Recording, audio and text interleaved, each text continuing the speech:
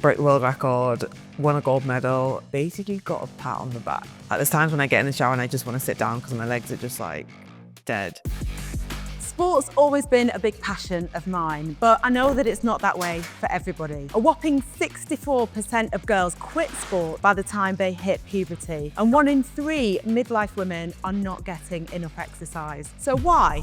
Well, outdated gender stereotype, periods, childbirth, bladder weakness, which affects 1 in 3 women over the age of 35. The list goes on. And that's why The Sun have teamed up with TENA, and we're going to be speaking to some inspirational women about their relationships with sport so that we can work it out.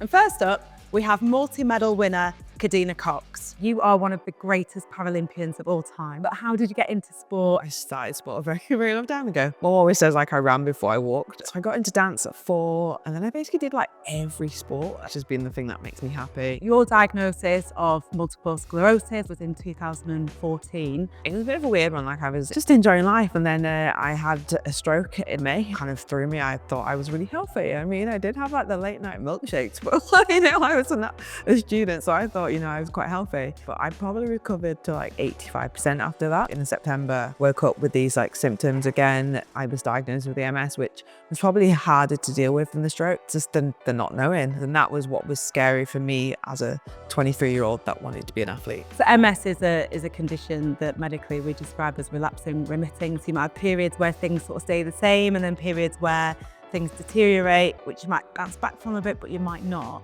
How do you cope with that, being an athlete? In the beginning, like, my biggest fear was having a relapse at an important time, like just for competition or at a competition. And I had to learn to kind of let go of that fear and just be like, okay, what will be, will be. What are the main symptoms that you have?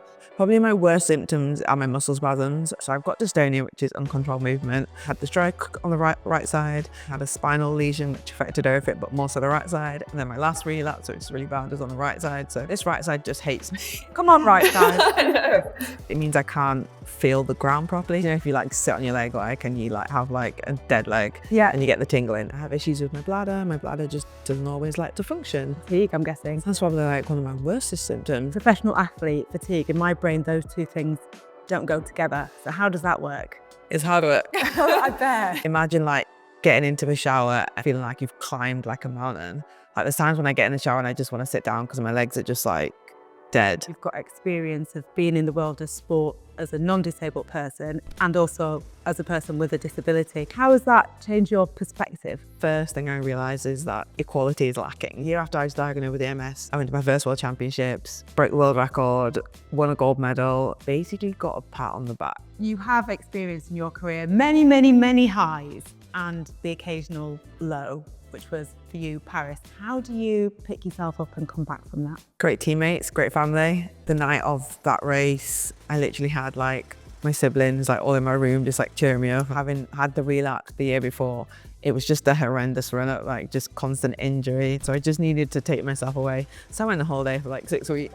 Best thing to do. Tell me about the Kadeena Cox Academy. Now, cycling is predominantly white, middle class and male. Currently, there are 3 people from a black background on the program. And I just felt like they don't see anyone doing it that looks like them, you know. The KC Academy basically was to find people so we could put them in at the elite level. Kadeena, thank you so much for being the incredible inspiration that you are with all the great work that you're doing as well. Thank you. That's it for this episode. Please do stay tuned for the next one.